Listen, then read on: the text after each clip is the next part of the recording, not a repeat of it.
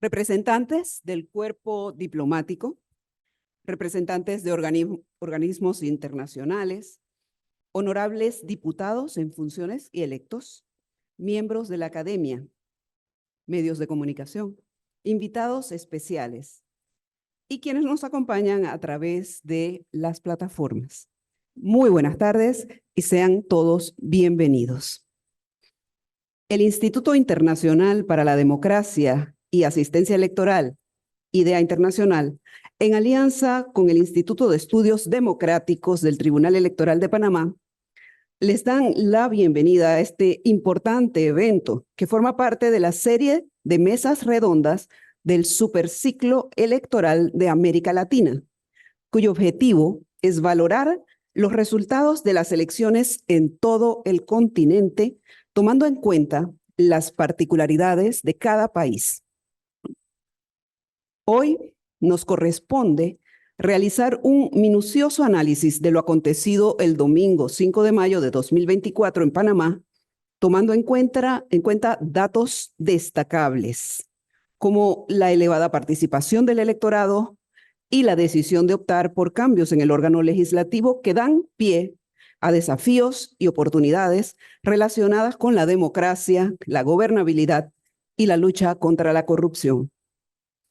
Para ello, contamos con un panel de lujo que nos ofrecerá su bien fundamentado punto de vista acerca de los aspectos más relevantes de esta elección general y a quienes manifestamos nuestro profundo agradecimiento por haber aceptado esta invitación. Pero antes de entrar en materia, solicitamos a la licenciada Mirta Varela de Durán, secretaria general del Tribunal Electoral, acercarse al podio para ofrecernos un mensaje institucional. Licenciada. Muy buenas tardes a todas y todos. Realmente una gran bienvenida, un caluroso mensaje de bienvenida para todos los presentes y los que también nos ven y nos van a escuchar a través de la plataforma de YouTube del canal del INET.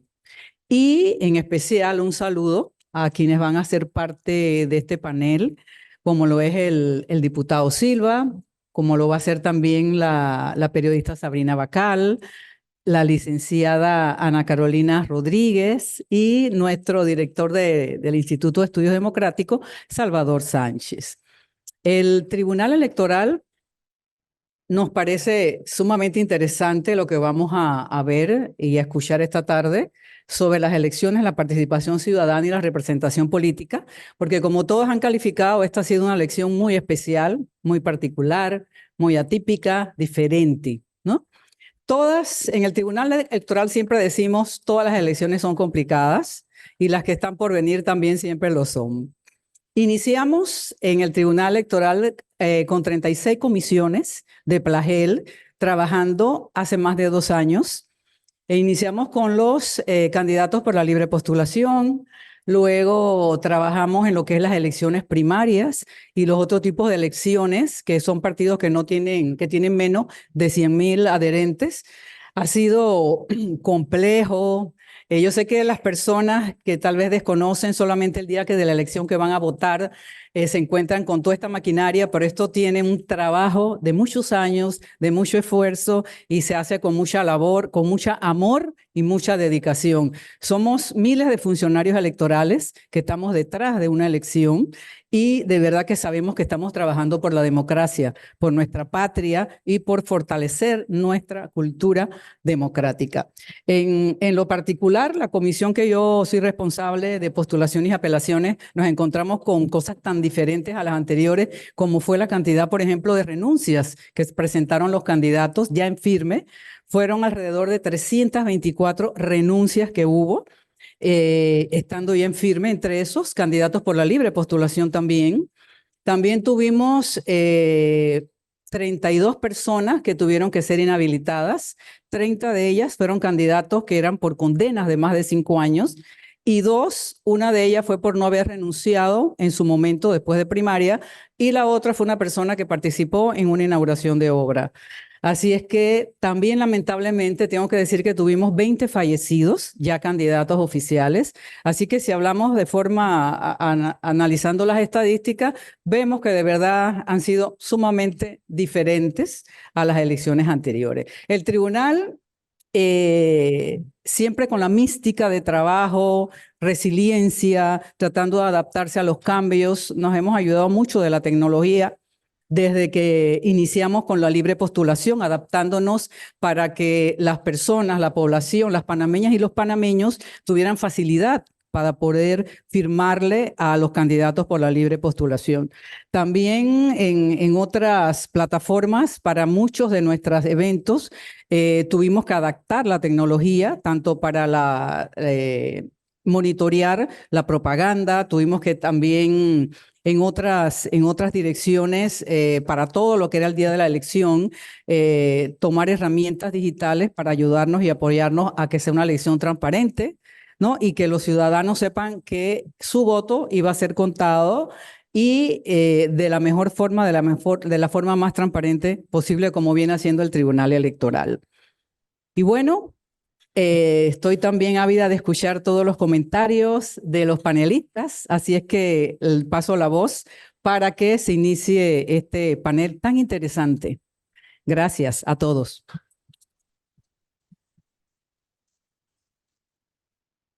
Muchísimas gracias, licenciada Varela.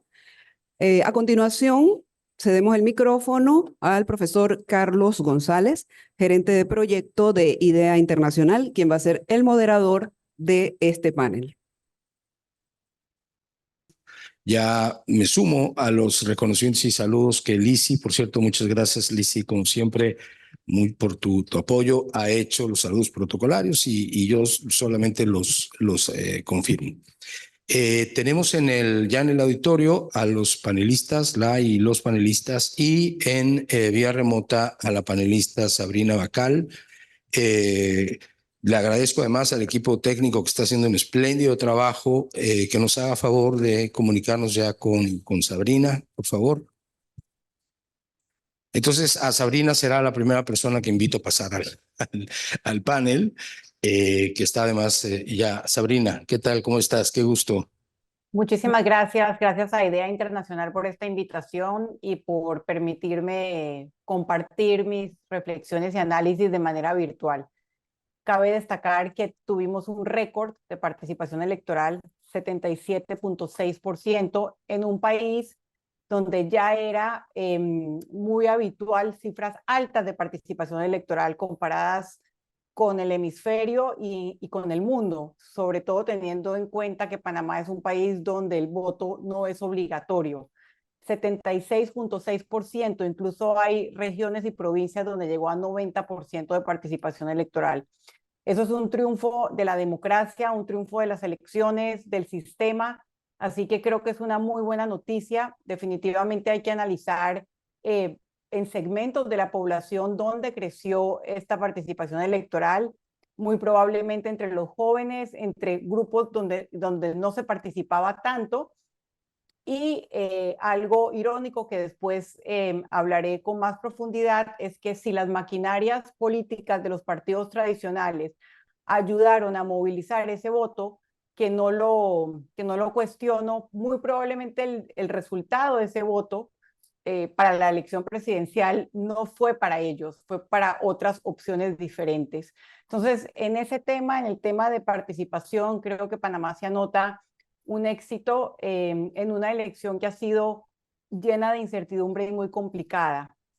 El Tribunal Electoral, que en los últimos meses, y diría yo en el último año, se enfrentó a situaciones inéditas y se enfrentó a cuestionamientos, algunos más fundamentados que otros, pero se creó un ambiente donde había la expectativa de si el tribunal podría cumplir su papel de árbitro. Definitivamente hay que anotarlo. El Tribunal Electoral cumplió. Esa misma noche tuvimos resultados, todos los actores aceptaron los resultados y Panamá se fue a dormir con un ganador contundente de las elecciones, José Raúl Mulino, y con los primeros esbozos de la que es hoy en día la Asamblea electa. Como grandes ganadores y perdedores de esta contienda, Yo diría que el principal, digamos, ganador o la tendencia más marcada es que ganó el voto protesta o el voto antisistema. En la asamblea lo entendemos claramente con el fenómeno Vamos. Aquí tenemos a Gabriel Silva, uno de los dos diputados que crearon este movimiento basado en el desempeño de ellos en la asamblea, en cuestionar lo que se ha convertido ya en un sistema que responde a sus propias necesidades clientelistas, pero también yo diría que el voto presidencial, aunque algunos ciudadanos no lo percibamos así, el candidato José Raúl Mulino, designado por el expresidente Ricardo Martinelli, lograron mantener esa imagen de antisistema o de voto protesta, ya sea porque se mantuvo todo el tiempo la narrativa de la victimización alrededor de los casos judiciales, sea esa narrativa falsa o verdadera, y también porque se mantuvo esa promesa y esa añoranza de una bonanza económica a pesar de que los tiempos no sean iguales. Pero difícilmente uno podría decir que se votó a favor del sistema. Yo veo ambas votaciones muy tendientes o muy enmarcadas dentro del voto protesta, que ha sido una tendencia también regional. Para mí, el gran fenómeno de estas elecciones es sin duda el descalabro y la crisis de los partidos políticos tradicionales y de esos partidos políticos en Panamá que con una enorme membresía y maquinarias electorales muy aceitadas, basadas también en maquinarias clientelistas, en métodos más de política tradicional, en repartición de prebendas, pues resultaron un gran fracaso en las urnas. Los principales partidos políticos, el PRD, el panameñismo, Cambio Democrático, Molirena, creo que ya lo hemos dicho en varios análisis, no llegaron ni al 18%. Y esto es una novedad en las elecciones panameñas. En todos los últimos procesos electorales, las maquinarias de los partidos tradicionales, ya sea PRD, panameñismo o Cambio Democrático, fueron fundamentales para definir quién fue el nuevo presidente. En esta ocasión, el 80% de la votación para presidente se la llevaron o partidos nuevos o partidos pequeños, realizando metas que, bueno, como sus iniciales lo indican, hechos a imagen y semejanza de Ricardo Martinelli, que terminó postulando a José Raúl Mulino, el movimiento Otro Camino, un partido nuevo de Ricardo Lombana, que en la pasada elección corrió por la libre postulación, y el Partido Popular, que era un partido pequeño y que ha tenido su mejor desempeño en las últimas elecciones con el expresidente Martín Torrijos. Así que los grandes prendedores son los partidos y tendrán ellos como principales representantes o hasta ahora representantes de esas demandas ciudadanas que hacer su análisis interno, y ya estamos viendo en casi todos esos partidos que se demandan de la membresía cambios en la dirigencia que son importantes, que respondan por qué ese desempeño y ese resultado, digamos, tan desafortunado o tan alejado de esa membresía numerosa. Así que creo que esos son tres grandes fenómenos o tendencias muy marcadas que nos dejan las elecciones. Ahora hay dos grandes interrogantes que se marcan a futuro.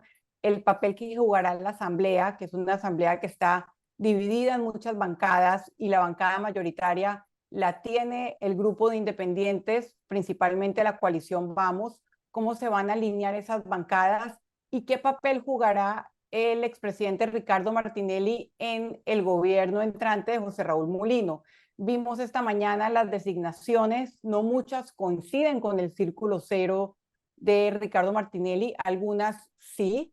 Sin embargo, vemos a Ricardo Martinelli muy activo desde las redes sociales en lo que tiene que ver con la bancada de Realizando Metas en la Asamblea Nacional. Así que creo que es fundamental entender el papel que va a jugar el órgano legislativo de fiscalización, de contrapeso del órgano ejecutivo para saber qué tipo de gobierno y qué tan bien representados estarán los distintos intereses en Panamá.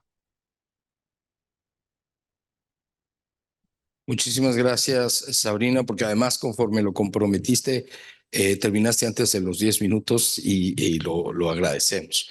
Eh, yo soy un moderador inmoderado, entonces no llamaré la atención, salvo que se pasen. Les ruego un poco de autogestión en el tiempo para que podamos terminar adecuadamente. Un poco por alusiones personales e institucionales, querido Gabriel, te pediría que continuaras. Si les parece, vamos en el orden en el que están ustedes sentados, que además creo que es el mismo orden del flyer, de la postal que hicimos. Así que podemos usarlo protocolariamente.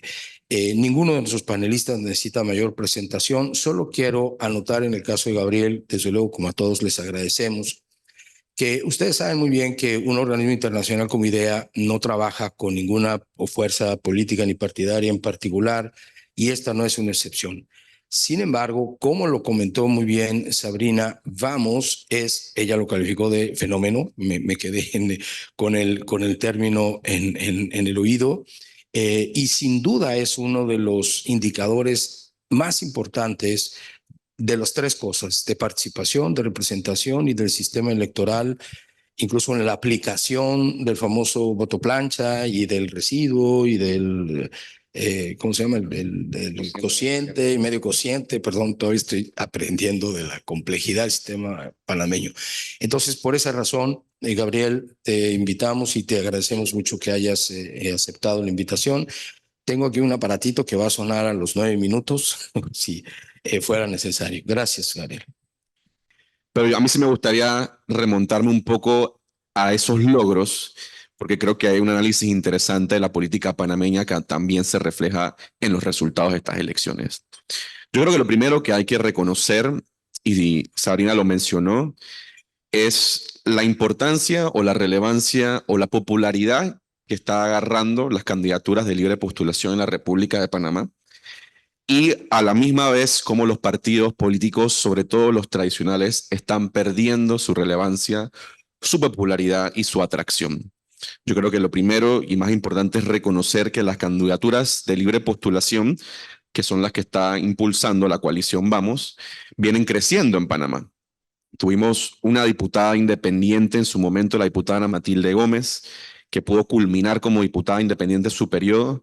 Luego, en esta Asamblea Nacional que termina en un mes y medio, 5 diputados de libre postulación.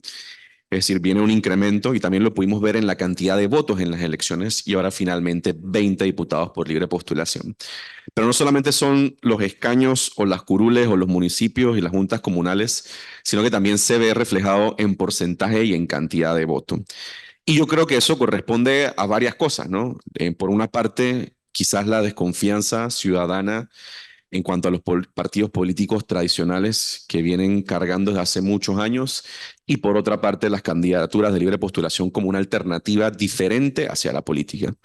Y eso me lleva a mi segundo punto, porque también vimos muchas candidaturas de libre postulación que no ganaron, que estaban lejos de ganar. Entonces habían candidaturas de libre postulación y habían candidaturas de libre postulación.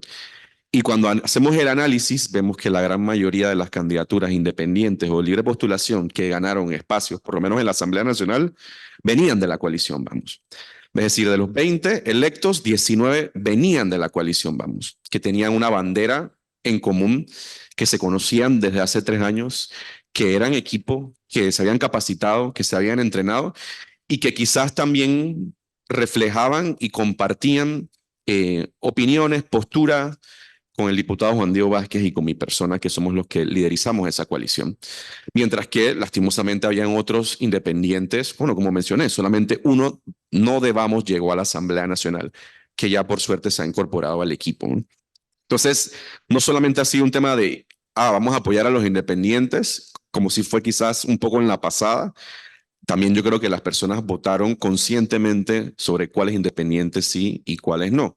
Y nuevamente, parece un poco extraño que yo lo diga porque bueno, soy uno de los líderes de Vamos, pero creo que las estadísticas hablan por sí solas, ¿no? De 20 en la Asamblea, 19 eran de Vamos. La Alcaldía de San Miguelito también de Vamos. Las juntas comunales de San Miguelito, la gran mayoría de la coalición Vamos. En la ciudad de Panamá, la mayor cantidad de libre postulación en las juntas comunales, también de la coalición Vamos, y así sucesivamente. Y eso me lleva a mi segundo punto de que quizás también ya se está madurando la opinión de que, ok, que a mí me parece bueno que no es por ser independiente o por ser libre postulación, automáticamente tienes estos principios o estos valores. Yo creo que la ciudadanía pudo en esta ocasión diferenciarlo, ¿no?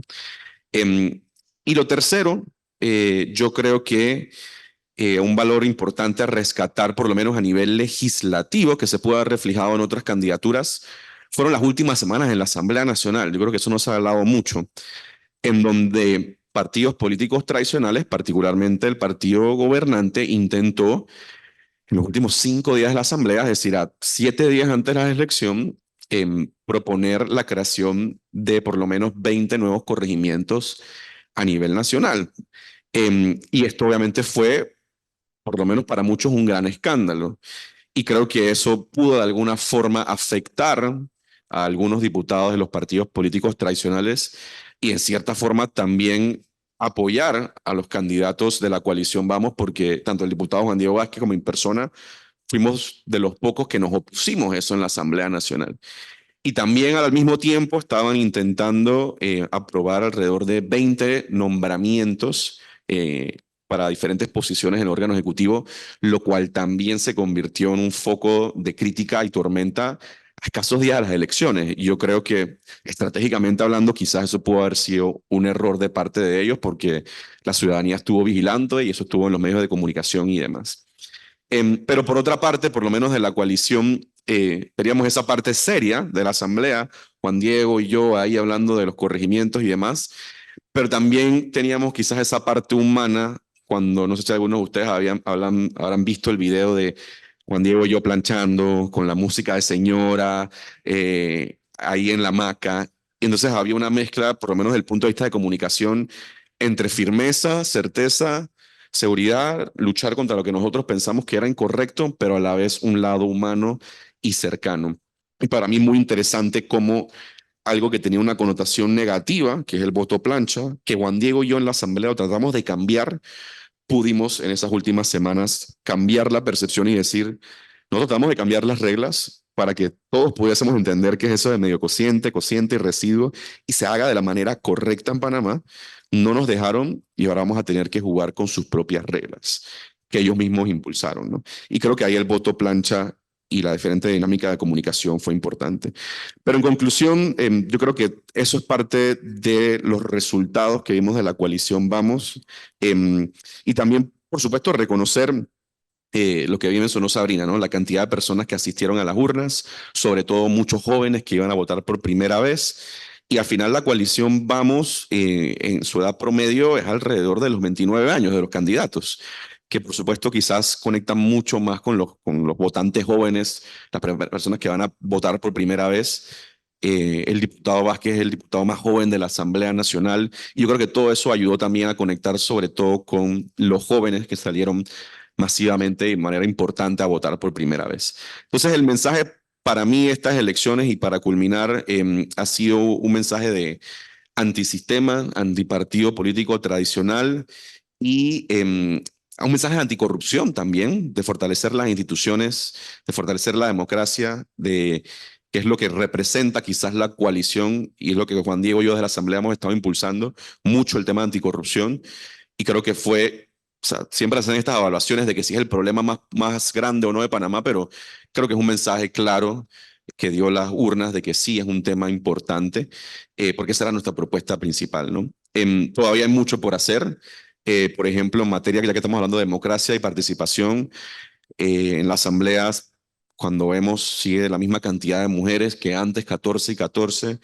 En cuanto a alcaldías, más o menos es el mismo promedio que habían. O sea, es decir, falta mucha más representación democrática en los diferentes espacios. Y bueno, somos la bancada más grande, pero no somos la mayoría en la Asamblea. Y yo creo que eso también es algo que es importante que la ciudadanía sepa, porque para pasar una ley en la Asamblea se requieren 36 votos y la bancada independiente, vamos, son 20. Entonces, no es que ahora todo lo que va a venir en la Asamblea va a ser de la coalición Vamos, como si el PRD lo tuvo. Ellos tenían 35 diputados y una alianza con el Molinera desde la campaña. Lo que vamos a ver en la Asamblea ahora va a ser un poco más complejo por la división que hay, ¿no? Gracias, muchas gracias, querido Gabriel, honorable diputado.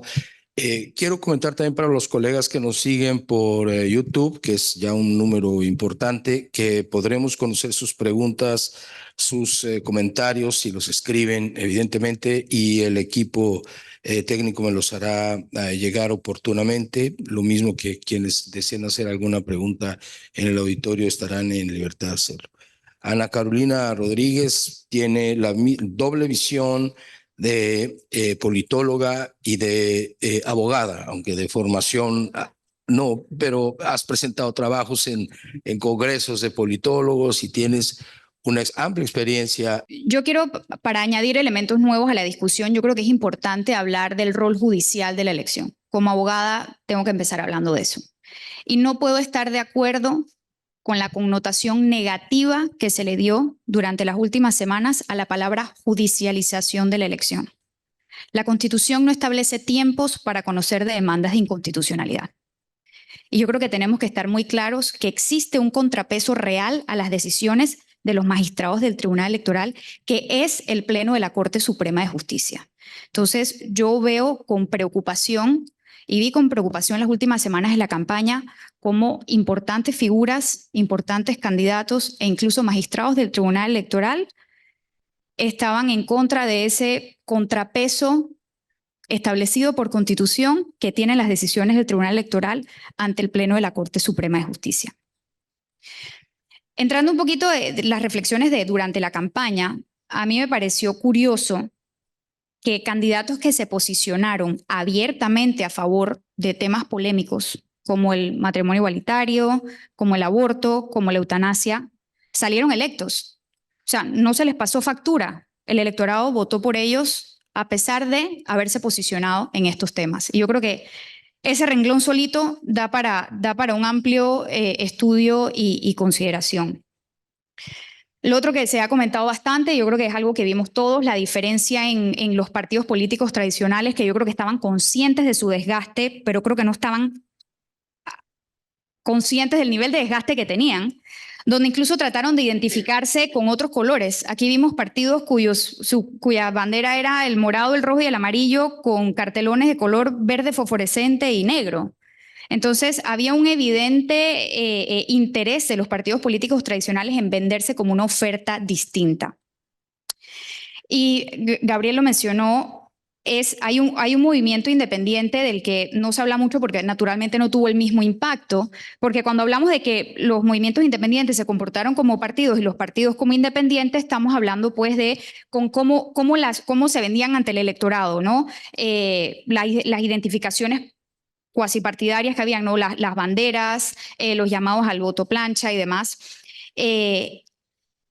Hubo una coalición que se llamaba Frecuencia Independiente, que la lideraba el diputado Raúl Fernández y que tenía inclusive dentro de sus candidatos figuras conocidas del mundo del periodismo y de la televisión, pero no tuvo el éxito que tuvo la coalición Vamos. Sacaron un diputado, inclusive tenían el mismo color, lograron que el Tribunal Electoral les pusiera igual la bandera, era creo que morada, fuchsia era su bandera.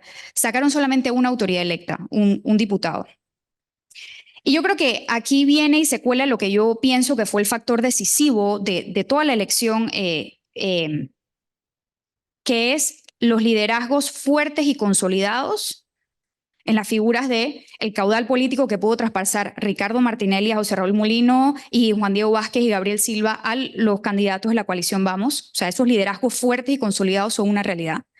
Pero sumado también a ejecutorias y hechos concretos. O sea, la ciudadanía vio a sus candidatos que estaban haciendo algo. Aquí inclusive el diputado más votado de la coalición Vamos, Eduardo Gaitán, se dedicó los 90 días de campaña a limpiar su circuito. Entonces, muchos críticos decían, pero es que la labor de un diputado, señoras y señores, no es limpiar el circuito. Sí, pero sus electores vieron con una ejecutoria el trabajo que iban haciendo. Entonces, lo hizo también el alcalde electo de la ciudad, independientemente que hay que matizarlo con el que para hacer puentes y tapar huecos y poner tapas alcantarillas, estoy segura de que tiene que haber permisos municipales y nacionales que pues estoy segura que no se solicitaron, pero dio una respuesta al electorado y el electorado pudo ver con hechos concretos, así como pudo ver con hechos concretos la labor de los diputados Silva y Vázquez, que hicieron una gran gestión en la Asamblea, tenían algo que mostrar, una ejecutoria que mostrar al electorado y decir, oye, le estamos pidiendo el voto de confianza porque nosotros lo hicimos bien y ellos también lo van a hacer bien. Y por supuesto el éxito de realizando metas, de apelar a esa bonanza económica, a esa nostalgia de la bonanza económica de un gobierno de Ricardo Martinelli, que por supuesto sumado al caudal político de Ricardo Martinelli, es uno de los elementos que yo considero lleva a José Raúl Mulino a la presidencia de la República. Pero hay un factor más que yo creo que la candidatura de Mulino fue exitosa, no solamente porque se pudo hacer de ese caudal político, sino también porque apeló también a un voto anti-Martinelli. Muchas personas, en particular grupos económicos y de poder económico, no hubieran votado tal vez por Ricardo Martinelli, pero sí le dieron el voto favorable a José Raúl Mulino. Y yo creo que aquí todavía no hemos terminado de dimensionar lo que vivimos en octubre del año pasado. Los 40 y tantos días de protesta fueron importantes y sacudieron el país. Y yo creo que sacudieron también a los grupos económicos y a los grupos importantes del país que dijeron, no podemos dejar que esto pase nuevamente. Y yo creo que se consolidaron detrás también o apoyaron a una figura de un líder de ley y orden, como se ven del presidente electo José Raúl Mulino, ley y orden, un presidente fuerte, que no se permitirán los cierres. Y pues yo creo que eso fue gran parte también del éxito que tuvo José Raúl Mulino. El porcentaje de votos, los tres primeros, Sabrina lo mencionaba, los tres primeros puestos son dos partidos nuevos y un partido que tenía muchos años de no sacar ese porcentaje en la elección presidencial. RM sacó 3 veces más su número de inscritos en votos, el Movimiento Otro Camino sacó 14 veces más en votos su número de inscritos y el Partido Popular 17 veces más. Sabemos, como todos, que eso no se tradujo en porcentaje de curules en la Asamblea, y que la representación de la Asamblea ha quedado que necesitas mínimo el acuerdo de 3 fuerzas políticas para ser una mayoría. Y me ha parecido curioso porque hasta hace 2 semanas parecía que quienes no eran gobierno eran oposición y ahora nos estamos replanteando también qué significa ser oposición. Yo creo que eso es parte interesante de la discusión. Y hemos escuchado cómo líderes de distintos movimientos y de distintos partidos políticos han dicho vamos a apoyar los proyectos buenos y pues los proyectos que sean malos pues no los apoyaremos. Pero es que lo que es bueno y es malo es subjetivo. Lo que es una prioridad para una bancada no es la prioridad tal vez del órgano ejecutivo y lo que es prioridad y pues viceversa. Entonces, yo creo que es importante, eso nos lleva ¿a que las mayorías van a ser tal vez circunstanciales? Bueno, hay mayoría para este tipo de proyecto o para este proyecto en específico, pero para este proyecto de ley no habrá mayoría. Y eso requerirá realmente de operarios políticos, lo que en Estados Unidos le llaman el whipping of the vote. En español la traducción es un poco burda, el latigazo del latigar el voto, pero eso es lo que va a requerir, no tener mayorías. ¿Y a quién le importa tener las mayorías? Bueno, al Ejecutivo, si tiene un interés en pasar proyectos de ley y trabajar con la Asamblea, le importan las mayorías legislativas. Y a los propios diputados que resultaron electos porque ellos corrieron con promesas de proyectos de ley que quieren pasar en la Asamblea. Entonces, claro que les importa saber más o menos si tu proyecto va a tener mayoría o no en base a esas coaliciones parlamentarias que se den. Entonces, vamos a necesitar operarios políticos de todos lados. ¿Quiénes van a ser estos operarios políticos? Ricardo Martinelli, el diputado Varela, la diputada Walkiria Chandler, van a ser gente de afuera de los partidos. Entonces, eso es algo que vamos a tener que ver y va a ser pues muy interesante esa conformación de las mayorías circunstanciales en la Asamblea. Y quiero terminar esta intervención hablando de representatividad. Como mujer, yo veo con mucha preocupación cómo la participación política de las mujeres aumenta a pasos muy lentos. De la elección pasada a esta elección solamente tuvimos 2% más de candidatas mujeres, cuando aquí todos los partidos políticos están obligados a tener secretarias de la mujer. Pero pues la ley permite el vacío de que si la secretaria de la mujer certifica que no hay suficientes mujeres para ocupar esos puestos, pues ni modo, tendrán que ser ocupados como hombres. Pero lo curioso es que no es que las mujeres no están en la papeleta. El 50% de las candidatas suplentes fueron mujeres en esta pasada elección. Solamente el 19% fueron principales. Entonces yo creo que eso pues obliga a reformas importantes. Hay una deuda de representatividad gigantesca, no solamente con las mujeres, sino con las personas con discapacidad, con los afropanameños y las afropanameñas, con pueblos indígenas. No tenemos el órgano más representativo, que es la Asamblea Nacional, no es suficientemente representativo. Y nada más como para manejar los totales, esto me lo pasó la señora Elia López de Tulipano, del Foro Nacional de Mujeres de Partidos Políticos. Del 100% de todos los cargos públicos, solamente el 11.6% resultaron electos. Entonces, si bien en la Asamblea las mujeres somos el 21% de la Asamblea, a nivel nacional es solamente el 11%. Yo creo que queda mucho camino por andar. Yo creo que una de las prioridades importantes de este quinquenio es que desde nuestros espacios podamos impulsar que en el Tribunal Electoral las próximas 2 magistradas sean mujeres. Muchas gracias. Bueno, hay una agenda de trabajo que has perfilado. Viene otras iniciativas importantes rumbo a la Comisión de Reformas Electorales, que seguramente todas los que estamos aquí vamos a estar interesados en seguir, en proponer, y este tema de género, desde luego que es quitar esa válvula de escape, como se le llama, que además es un instrumento ilegal dentro de la ley. Creo que es una urgencia, sin lugar a dudas. Traigo nada más a la memoria. Escuché al magistrado Valdés, Eduardo Valdés, en la inauguración de las actividades con los visitantes extranjeros en la elección, hablar sobre la comarca Nové Buglé, espero haberlo dicho bien. Tengo 2 años en Panamá y no logro decirlo bien, donde ponía como ejemplo que las autoridades tradicionales ahí sí tienen paridad. 50% de la composición de los órganos de representación son mujeres y el otro 50 hombres o en una proporción similar. Así que es un tema también interesante a analizar respecto de estos tópicos nacionales y regionales y en las comarcas. Bueno, nadie de los que están aquí necesita presentación. El equipo de DEA hizo una espléndida compilación biográfica de nuestros panelistas.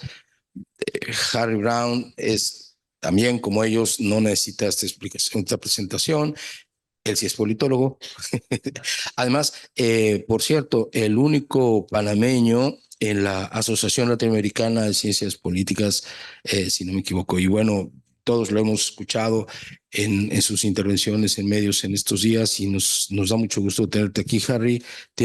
Quiero invitar a los colegas que están en la parte de atrás, espero cómodamente de pie, a que tomen algún asiento si es su deseo. Este puede ser un buen momento para no distraer cuando habla nuestro ponente. Por favor, Harry.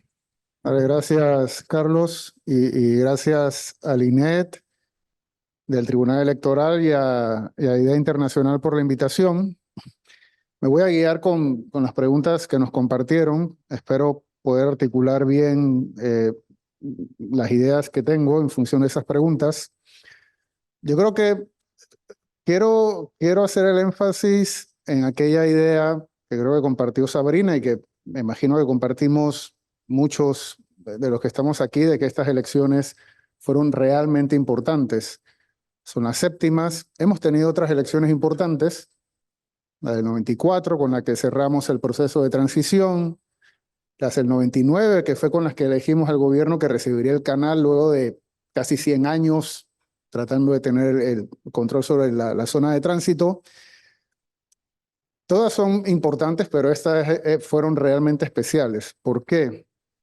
Creo yo que por una acumulación de hitos que hubo. Ya las elecciones del 2019 nos habían dado algunos avisos de cómo venía la elección del 2024, solo que posiblemente no nos dimos cuenta porque ganó el PRD. El mejor PRD que se había tenido quizás en los últimos 10 años, unificado detrás de la postulación de Laurentino Cortizo, desde la oposición. Pero eso posiblemente cubrió lo que pasó detrás. Ya había llegado segundo, muy cerca del primer lugar, el candidato del expresidente Martinelli. Y había llegado tercero el candidato de libre postulación luego de dar un salto enorme. Las fuerzas políticas no crecen así normalmente. De menos del 1% la libre postulación en la elección del 2014 salta al 24%, uno de esos candidatos con 19%. Eso no es normal y ya nos avisaba cómo podían venir las elecciones del 2024. Y efectivamente, cuando vemos, eso fue, si quitamos al PRD, lo que volvió a suceder. Solamente con la elección del 2019 teníamos el aviso de que las posibilidades de derrumbe del sistema de partidos en el 2024 eran reales. Había que tenerlo en cuenta. Si a eso le sumamos, a veces lo olvidamos, que tuvimos la pandemia entre el 2020 y el 2021. No tengo que contarles cómo fue eso, pero sí debemos recordar que en América Latina casi todas, creo que la única excepción es República Dominicana, todas las elecciones post-pandemia trajeron cambios muy importantes. Colombia, primera vez que ganó la izquierda, Chile con Gabriel Boric, Costa Rica con Rodrigo Chávez, que no era, apareció casi de la nada, el partido Nuevas Ideas, que gana la mayoría en la Asamblea Nacional. Han sido elecciones de cambio lo que trajo la pandemia. Y estas fueron nuestras primeras elecciones pospandémicas.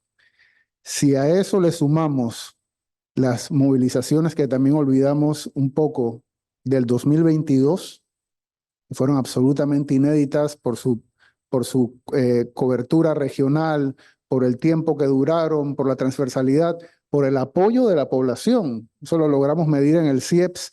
75% de la población apoyaba las protestas del 2022. Eso no había pasado nunca, o por lo menos en el periodo democrático. Y como si eso fuera poco, tuvimos las movilizaciones del 2023. Yo recuerdo haber comentado con un compañero, con un colega canadiense, decía, son las movilizaciones más grandes del periodo democrático, y me decía, Harry, pero hace 18 meses me habías dicho que había las más grandes. ¿Otra vez? Yo sí, otra vez en 18 meses. Por lo tanto, estas elecciones fueron, digamos, el momento que recibía toda esa acumulación de eventos. A eso le agregamos entonces la inhabilitación del expresidente Martinelli y hasta el último momento la posibilidad de inhabilitación al candidato que también iba primero en las encuestas. Por eso, ahí comento lo de la participación. Tú lo sabes, Carlos, en un año de reuniones, yo creo que había la posibilidad, había un escenario posible en el que la abstención en las elecciones del 2024 fuera alta, que luego de las movilizaciones la población decidiera, entre comillas, mandar un mensaje, sabiendo que las encuestas nos dicen lo dicen las encuestas del CIEPS, que la población tiene sentimientos desagradables hacia la política, que el apoyo a los partidos políticos cada vez es menor, que la gente hubiera decidido no votar. Y sucedió todo lo contrario. Por eso yo creo que la gran historia de estas elecciones es la participación. Si lo unimos a la movilización absolutamente cívica que hubo en la primera parte de las protestas del 2023, lo que tenemos que hacer es quitarnos el sombrero frente a la ciudadanía panameña, que ha estado actuando muy cívicamente. La ciudadanía panameña quiere cambio, lo dicen las encuestas del CIEP, 68.5% de la población quiere un cambio radical, y lo han hecho protestando con la bandera en la mano y asistiendo a votar masivamente. Por lo tanto, creo que hay que dar un aplauso a la ciudadanía panameña.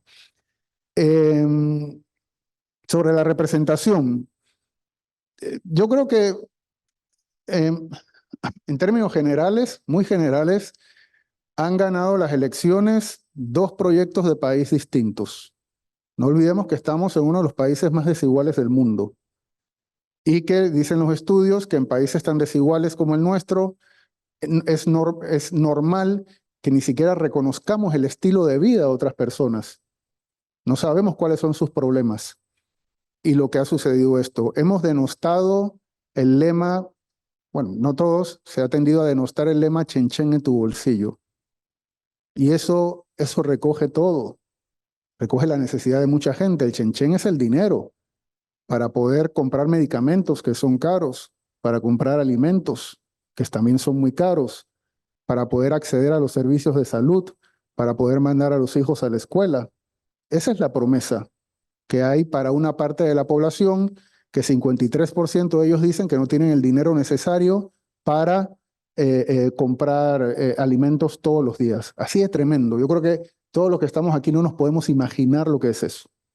Ese es un proyecto de país que ganó y que busca la referencia en lo que entienden ha sido el gobierno que ha administrado el periodo de mayor bonanza en el país. El otro proyecto, ese es un proyecto, digamos, con apoyo electoral popular. El otro proyecto de país, igualmente legítimo, es el proyecto anticorrupción, de adesentamiento de la administración pública, encabezado básicamente, en el que están sobre todo muy interesados segmentos de las capas medias y de jóvenes. Esos son los dos proyectos de país que están representados actualmente en la Asamblea Nacional. Teniendo en cuenta que tampoco se llegó, claro que fue una gran sorpresa, tampoco se llegó al éxito de la coalición Vamos por sorpresa. Los jóvenes y las mujeres ambientalistas que estaban en la calle en octubre y noviembre del 2023 ya estaban en las papeletas, porque la oferta electoral se eligió a mediados del año pasado y fueron los únicos, junto al candidato presidencial Lombana y a Maribel Gordón, que pudieron participar activamente en las protestas y que posiblemente también pudieron carnavalear, porque por primera vez los candidatos no se atrevieron a ir a los carnavales. Eso fue algo un indicador muy importante. Por lo tanto, creo que esos son los dos proyectos que están representados. Uno que no tocaron la puerta, derribaron la puerta para entrar a las instituciones de representación, y el otro instalado en el órgano ejecutivo. No tienen por qué ser excluyentes, ambos proyectos, pero sí tienen una base social distinta. Sobre las reformas de futuro, estoy intentando ser telegráfico. Yo creo que las reformas para el futuro, lo primero que yo creo que hay que repensar es el modelo de reformas que hemos estado utilizando por los últimos años. En nuestra Comisión de Reformas Electorales, de la cual hemos sentido mucho orgullo, yo el primero, me he dedicado a través de mi trabajo a estudiar la Comisión de Reformas Electorales, a promoverla entre mis colegas, e igual lo ha hecho el Tribunal Electoral, pero yo creo que ese modelo de reformas electorales responde a un país que ya no existe. Un país en el que había dos fuerzas medianas que coincidían en sus intereses y en el que había una sociedad civil que ejercía de fiscalizador, pero que era sociedad civil y que ahora en buena medida está participando a través de la libre postulación. Yo creo que hay que sincerar los intereses, hay que repensar eso. No tengo claro, bueno, tengo algunas ideas al respecto, pero no es el momento de cómo podríamos tener otro modelo de reformas. ¿Cuáles tendrían que ser esas reformas? Lo primero es que hay que tener objetivos de reforma. O sea, nosotros en los últimos años hemos estado abriendo la legislación electoral para reformar absolutamente todo, y lo que tenemos es una legislación electoral extremadamente frondosa, con un montón de decretos que creo que son más grandes que el Código Electoral, y que hemos descubierto que sigue teniendo un montón de vacíos. Eso ya no, los resultados no son buenos. Pero si definimos bien objetivos, yo diría que uno de los objetivos generales tendría que ser recuperar la coherencia del sistema político panameño. Había un asunto muy curioso. No sé si a ustedes les llamaba la atención. Nosotros teníamos 8 candidatos presidenciales. Ninguno era un outsider, todos eran muy conocidos, exministros, expresidentes, activistas, todos eran muy conocidos, y la gente nos dijo por mucho tiempo que no sabía por quién votar, como si los estuvieran viendo por primera vez. Y eso es porque las identidades de nuestros actores políticos no están claras. Eso de que los candidatos son de libre postulación, pero se postulan por partidos a diferentes cargos, y eso no ayuda a que la competencia sea razonablemente coherente. De allí la genialidad, y qué bueno que lo descubrieron, las ventajas del voto en plancha de la coalición Vamos. El voto en plancha sirve para consolidar la identidad de los actores políticos, para tener una reputación colectiva. Y eso fue lo que ellos lograron a través del voto en plancha. Lograron reafirmarlo a través del voto en plancha. Y ahí está el éxito. Precisamente ahí está el éxito. Y lo último, la última pregunta que nos hacían sobre, bueno, ¿cuál es el futuro de la democracia panameña? Creo que las posibilidades de la democracia panameña, vinculándolo con las reformas electorales. Yo creo que el gran reto que tiene Panamá para llevar la democracia a términos prácticos es recuperar un esquema de gobernabilidad. Nosotros estamos generando con nuestra competencia electoral gobiernos divididos. Los órganos ejecutivos, claro que necesitan ser fiscalizados, pero también necesitan una mayoría suficiente para poder gobernar. Y no estamos logrando eso. Pero también creo que los grandes retos de la democracia panameña, claro que es importante el fortalecimiento institucional de los partidos, de las elecciones, pero lo que dicen las investigaciones que hacemos en el CIEP, sobre todo en lo que ha estado trabajando John Subinas y Sergio García, es que la democracia es el bienestar. Cuando las personas tenemos nuestras necesidades básicas cubiertas, agua, energía, alimentación, recolección de basura, apoyamos la democracia, tenemos tiempo para participar, tenemos tiempo para ejercer la ciudadanía. Tenemos que poner eso en primer lugar, el bienestar de las personas. Y el proyecto de futuro, yo creo que, no sé si lo dijo Carolina o lo dijo Sabrina o Gabriel, no recuerdo quién lo dijo, sobre que no perdamos de vista lo que pasó a finales del año pasado. Fue muy, muy fuerte y pareciera como que hay algún esfuerzo para relativizar la importancia de eso.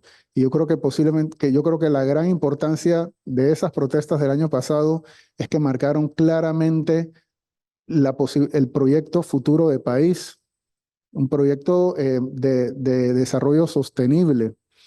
Y el fallo de la Corte Suprema de Justicia lo puso en papel, cómo le da la vuelta a las prioridades que hemos tenido en los últimos 35 años y pone a las personas, la protección del medio ambiente, la salud, lo pone en primer lugar y la economía al servicio de eso. Nosotros por 35 años hemos estado haciendo lo contrario y esperaría que, ya teniendo claridad que el proyecto está allí y que los actores políticos deberían tener la disposición de articular un proyecto político en función de eso, yo pensaría que el futuro del país, el futuro de la democracia panameña va en esa línea. Muchas gracias, Harry. Desde luego interesante el tema que han estudiado ustedes y documentado sobre bienestar y soporte de la democracia. En la medida en que hay una atención al bienestar, hay mayor soporte de democracia. El problema es cuando no lo hay y justamente ha venido toda esta erosión de los procesos democráticos. Ahora, yo creo que esa propia erosión habría que ponerla en contexto. Ciertamente, Latinobarómetro y todo el mundo indica que hay esa erosión claramente, pero las elecciones panameñas están señalando que la gente, como diría el PNUD hace mucho tiempo, puede ser que esté descontenta en la democracia por cómo es, pero no con la democracia. Tan es así que hoy usó los recursos democráticos para hacer todo lo que ustedes están analizando. Salvador Sánchez, director ejecutivo del Instituto de Estudios Democráticos, por favor. Sí, bueno, dicen que al final al que le toca tomar la palabra, pues tiene la suerte de que puede empezar a dialogar con los restantes panelistas y así se evita tener que ser original. Pero al mismo tiempo, realmente en este caso al menos es un auténtico reto por la calidad de las intervenciones que me han precedido. Y bueno, me remitiré a uno de los temas que nos había propuesto la organización referida al tema del futuro de la reforma electoral en Panamá, y particularmente para mí resulta interesante porque en clave histórica nosotros nos enfrentamos a unas ciertas paradojas, ¿no? Una de esas paradojas es precisamente que hemos estado muy críticos todos, digamos, en la academia de manera muy visible, pero también desde la comunidad de actores políticos, por un sistema que nos parece muchas veces injusto, muchas veces sesgado, excluyente, pero al mismo tiempo un sistema que elección tras elección parece que tiene más vida que un gato. Continúa efectivamente funcionando y dando resultados que nos dotan regularmente con los reemplazos de las autoridades en climas usualmente pacíficos. Es decir, que contrastándolo con algunos países de la región, realmente da resultados mejores que en la mayoría de otros lugares de la región. Pero lo hace al mismo tiempo transformándose, es decir, conserva la identidad en un tronco fuerte, pero al mismo tiempo se va adaptando a esos reclamos que periódicamente se vuelven intensos de parte de la sociedad a la que ese sistema político o electoral en concreto debe servir. El punto de los candidatos de libre postulación es muy buen ejemplo de esto, porque el sistema partidario y electoral que heredó, bueno, con el que entró la democracia a funcionar en el año 94, era un sistema partidocrático en el sentido de que solo las postulaciones de diputados y presidentes podían corresponderle a los partidos. Y eso se fue transformando a través de sucesivas reformas constitucionales, precisamente porque ese sistema de partidos veía el crecimiento de unos reclamos por fuera del sistema de los partidos políticos existentes, al punto de que se veía forzado a incorporar eso al ordenamiento electoral, y primero fueron los candidatos de libre postulación a diputados y luego finalmente los candidatos a libre postulación para presidente. Y eso le diría yo, un poco remitiéndonos a la física, la diferencia entre ser duro y frágil o ser suave y resistente, porque se fue el sistema adaptando, evitó una quiebra total y fue incorporando en parte, al menos parte, decía, de la resistencia que encontraba en la sociedad que no se veía representada ahí. Yo creo que el último giro de ese proceso de adaptación del sistema político o los últimos giros, fue la incorporación de un tercer partido al binomio panameñista-PRD cuando entra Cambio Democrático, y ahora en última instancia una elección en que ninguno de los dos candidatos presidenciales pertenece a un partido que tenía en sus siglas al menos una experiencia electoral previa. Ya sabemos que ambas fuerzas tenían representación política previa, el candidato Lombana en la forma de la libre postulación, el candidato Molino en la forma de Cambio Democrático en su antigua formulación. Pero definitivamente estamos hablando de un sistema flexible que se va adaptando. Y decían que el último giro de ese proceso de adaptación proviene también de los propios actores políticos, que utilizan las normas que están a su disposición y optimizan los resultados que pueden obtener con esas reglas. Es lo que hizo la coalición Vamos con el llamado al voto en plancha. Y la mutación aquí es muy interesante porque la hemos visto con otros procesos. Por ejemplo, con la crítica sobre la revocatoria de mandato o el aprovechamiento de la revocatoria de mandato, o el recuerdo nostálgico de la revocatoria de mandato como un mecanismo para garantizar disciplina partidaria. Y en este caso vemos cómo lo que era una estrategia de sobrevivencia de partidos que muchas veces no tenían suficiente apoyo popular que se correspondiera con el éxito en curules en la Asamblea, fue tomado por una fuerza transformadora, refrescante del escenario político y llevada al máximo para obtener los mejores resultados posibles. Eso nos habla, repito, de que hay algunas normas que sencillamente están ahí para ser utilizadas, y en la medida que una fuerza política las pueda utilizar, no porque la norma permite cierta X, Y o Z forma de actuar, sino porque sociológicamente, electoralmente, se puede contar con un liderazgo personal que compacte a esa fuerza, y en una determinada coyuntura en la que claramente se convierte esa fuerza en alternativa de lo preexistente, se le puede efectivamente sacar los mejores retornos. Y dentro de lo que era tradicional, no hay cosa más tradicional en Panamá en términos de la elección de los diputados que el voto en plancha.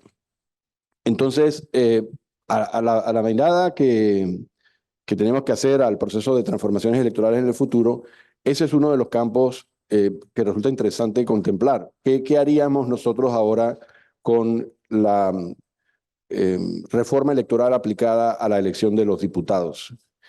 El voto en plancha tiene otros problemas aparejados, porque no es solamente el tema de votar por todos los que están en la lista, está el tema espinoso de la adjudicación de curules por residuo, cuando se trata del voto personal que atraviesa distintas listas, ese es un problema, por supuesto, o los temas de descuento para aplicar al residuo unos montos que sean justos y no replicar el resultado del cociente una y otra vez para poder obtener ventajas desproporcionadas. Eso está abierto a nuestra discusión, por supuesto. E igualmente ocurre con la creación de las circunscripciones electorales, porque por 2 ocasiones la Asamblea Nacional ha desatendido la expresión técnica de la distribución de las curules por circunscripciones electorales, al punto de que 2 veces se ha llevado a la Corte Suprema de Justicia. Y ese punto sigue sin resolverse de manera definitiva. Entonces, si la definición de las circunscripciones electorales va a seguir estando en manos de los diputados, alterando el mandato constitucional, eso va a seguir siendo también un problema para la representación, al menos de 2 circunscripciones. Aquella donde hay más diputados de los que debería haber y aquella otra donde hay menos diputados de los que debería haber. Otro tema importantísimo que se ha estado discutiendo para la eventual transformación de nuestro sistema electoral es el de la segunda vuelta. Miren, ese es un tema en que mis amigos perfectamente saben con el que yo no estoy de acuerdo, por la experiencia que creo se decanta de los muchos países donde se pone en práctica. Pero definitivamente que ese es un tema que los ciudadanos tienen que asumir como objeto de discusión. Ahora, fíjense ustedes, la mayoría simple ha servido para que todas las principales fuerzas del país hayan gobernado.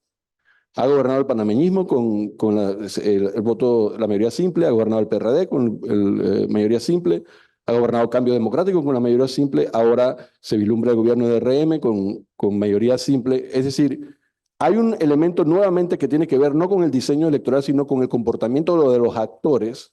Y en este caso estamos hablando de la conformación de alianzas para lograr las mayorías que permiten la victoria, que es la que termina desencadenando los resultados. Y en este punto ocurre en ese sentido, pues en paralelo con lo que decíamos antes del voto en plancha por fuerzas innovadoras, en el caso de la elección de los diputados. Los elementos institucionales que están ahí de por medio, yo creo que también son atendibles porque ¿qué facilita que se conformen esas alianzas que desembocan en mayorías más robustas en el órgano ejecutivo? Pues las mismas transformaciones del sistema político han ido socavando las posibilidades de esas alianzas. Y pongo una bastante elemental sobre la mesa. Por vías de las reformas constitucionales, nosotros quitamos una segunda vicepresidencia al órgano ejecutivo. ¿Qué cosa más fácil hay para estimular grandes alianzas que 3 líderes políticos tengan que ponerse de acuerdo no sobre quién se queda fuera de la nómina, sino sobre, bueno, quién va a ser presidente y quiénes 2 van a ser vicepresidentes? Entonces, ahí vemos cómo interactúa mucho el diseño institucional con los comportamientos que queremos estimular de parte de los actores. Y en un escenario de mayoría simple, esa conformación de grandes coaliciones debe estar estimulada de alguna forma, por lo menos a través de dispositivos institucionales como el que estoy describiendo. No sé cómo vamos de tiempo. 1 minuto más. Perfecto. Entonces, coincido con 2 de los colegas de la mesa en 2 aspectos que quisiera resaltar. Uno es el tema de la judicialización. Ese es un tema en el cual los abogados están empantanados desde el origen de la humanidad, probablemente. Yo no estaba ahí, pero de todas maneras me han contado.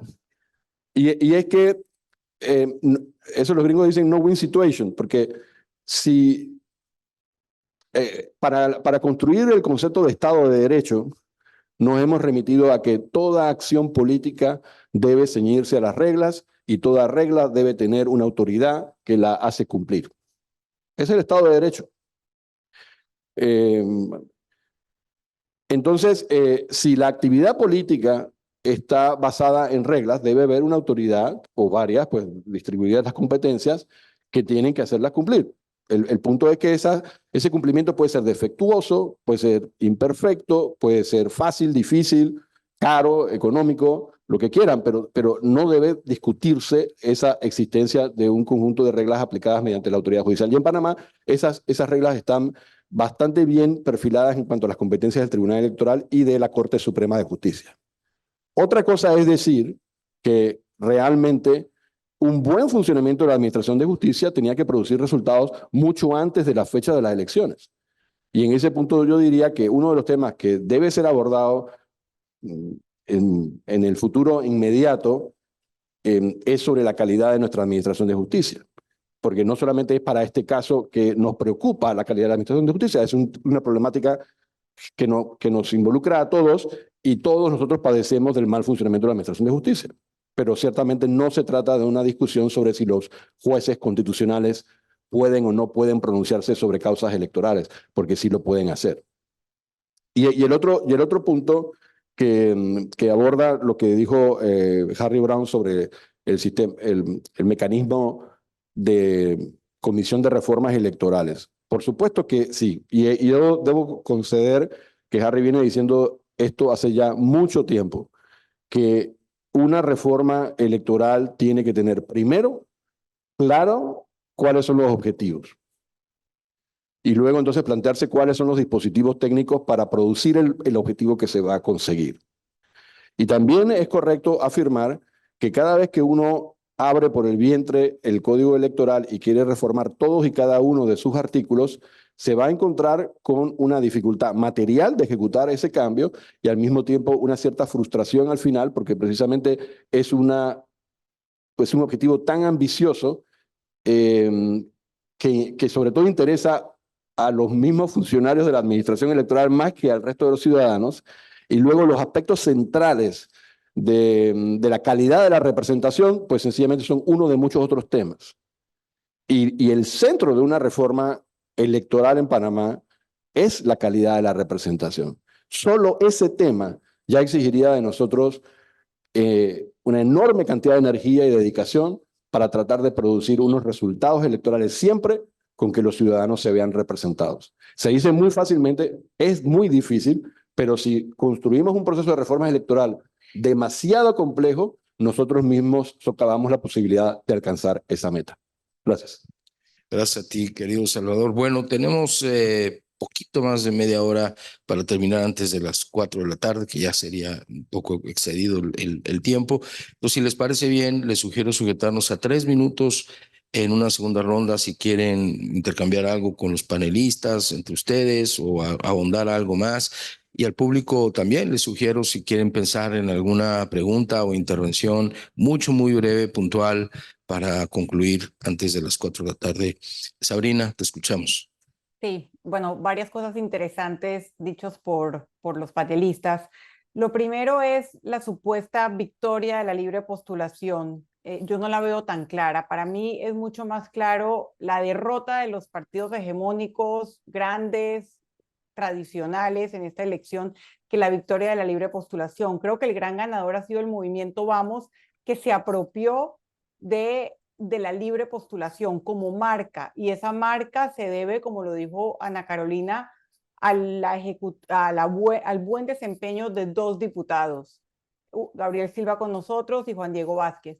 Las otras listas de libre postulación no tuvieron un buen desempeño electoral, pero más aún, los 3 candidatos de libre postulación a la presidencia tuvieron un muy mal desempeño electoral, y además que no representan lo que debería ser la libre postulación, que también se comentó. Tenemos, o sea, si queremos el ejemplo más extremo, tenemos a Melitón Arrocha, que no renunció al partido panameñista, lo postuló el partido País y también la libre postulación, apoyó a un candidato de un tercer partido, pero no renunció a su candidatura para no tener que renunciar al subsidio electoral. O sea, esa sumatoria de prácticas para el ciudadano común es equivalente a las malas prácticas o a las viejas prácticas de los partidos tradicionales, pero él tenía el vestido de libre postulación.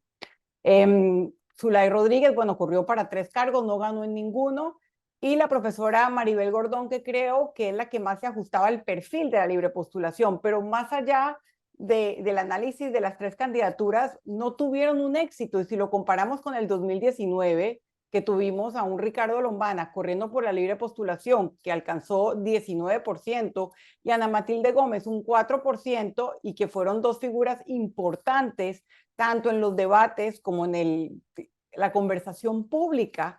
Creo que es urgente revisar el tema de la libre postulación dentro de las reformas electorales, los límites de la misma. Entonces yo no veo, disputaría eso de que la libre postulación ganó. Yo diría que Vamos ganó.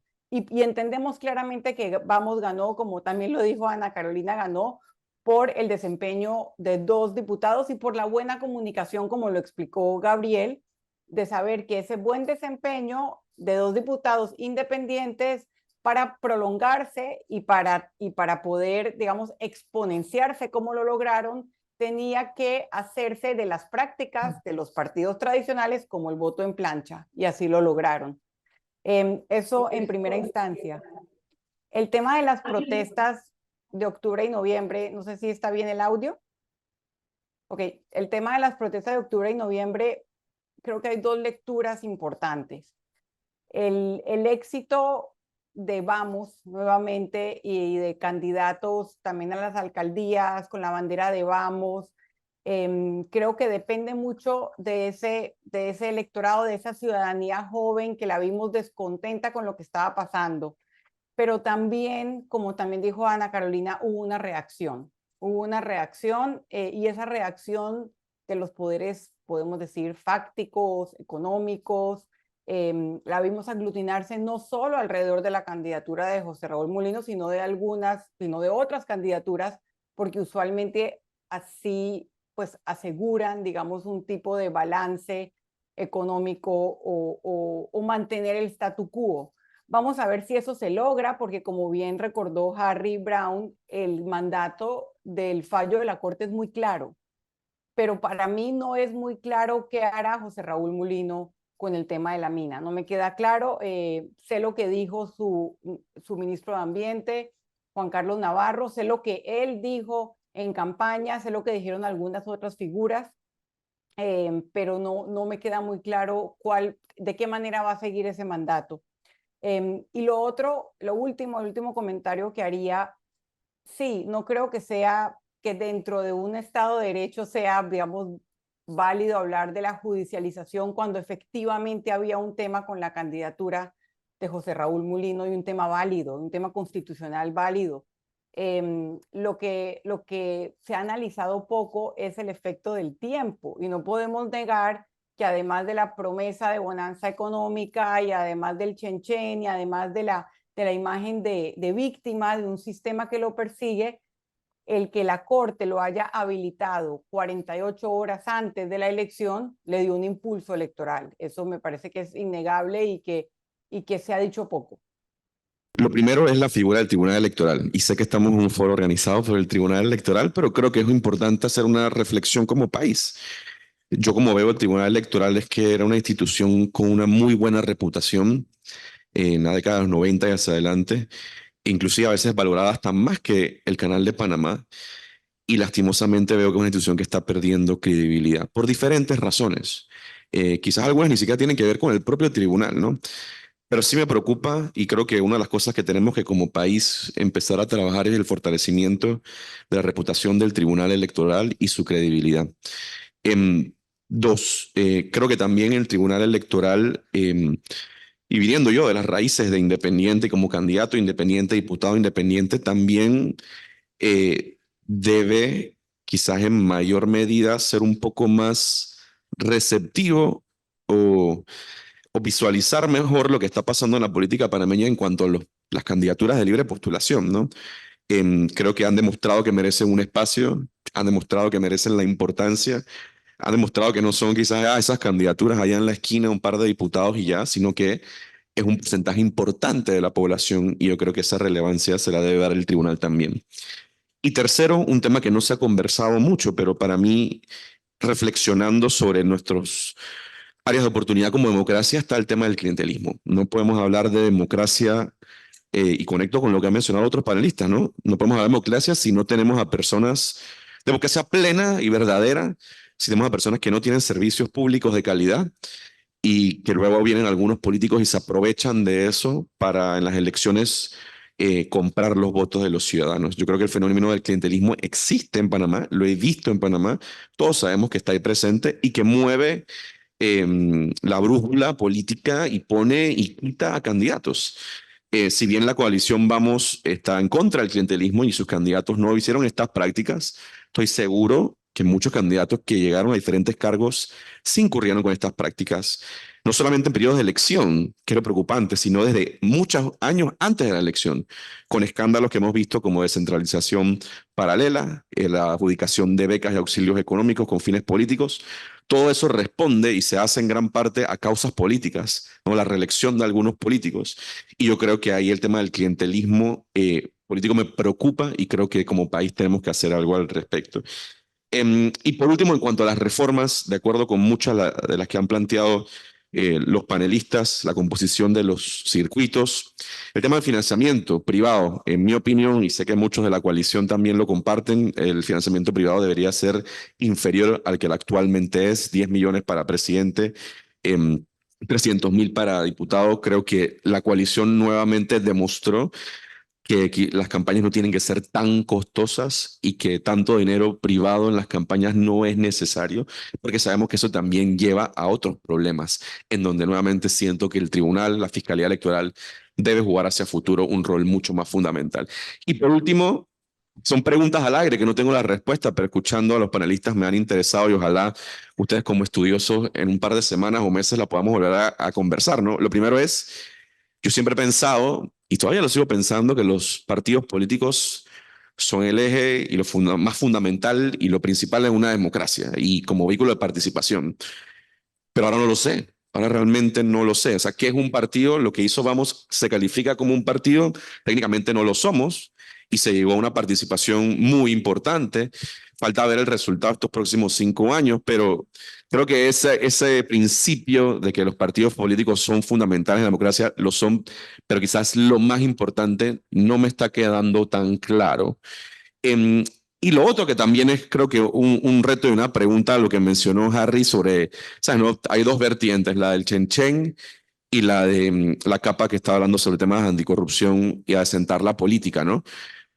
Yo creo que sería interesante también, no sé si ustedes ya tienen las cifras, ¿no? Pero ver por mesa y por centro de votación cómo fue esa votación, porque yo no tengo esa información todavía, no sé si el tribunal la ha sacado, pero yo pienso, por ejemplo, en San Miguelito, un lugar difícil, en diferentes capas económicas, de 7 diputados, 4 son de la coalición.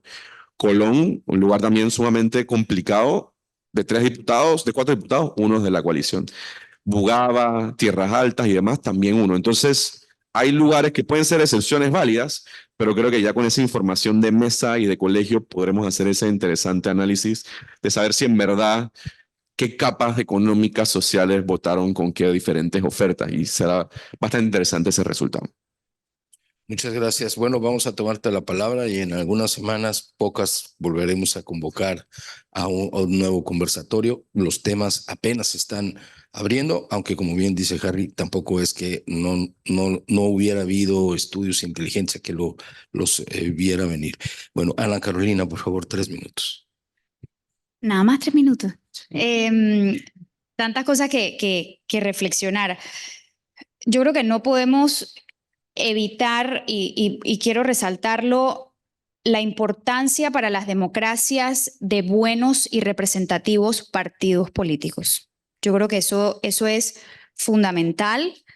Y así como vimos el éxito de la coalición Vamos, y este término lo aprendí yo cuando estuve observando las elecciones en Colombia hace unos años, movimientos políticos.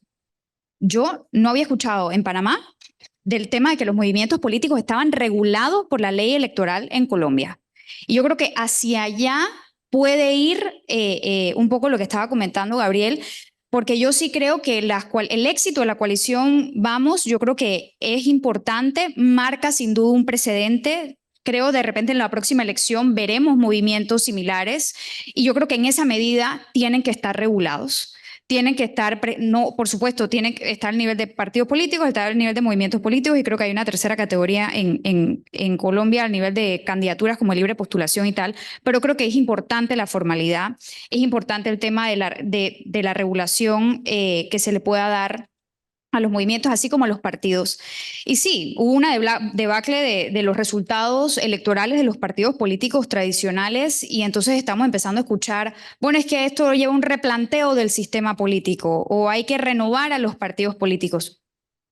¿qué los vamos a reemplazar? O sea, ¿cuál va a ser el reemplazo, no? Yo creo que en la parte prescriptiva ya la sabemos, ok, tienen que renovarse.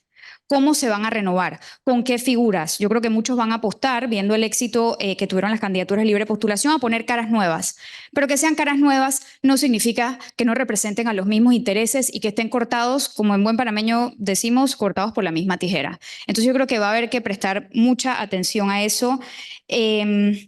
Va a ser importante el rol que puedan tener los partidos políticos tradicionales en la rendición de cuentas de sus autoridades electas, porque si bien no tienen mayoría en la Asamblea, entiendo que tienen una mayoría a nivel de representantes de corregimiento y alcaldías, entonces va a ser muy importante, si los partidos políticos verdad les interesa regenerarse y fortalecer su imagen ante la ciudadanía, que puedan ejercer realmente rendición de cuentas y fiscalización del trabajo de sus autoridades electas.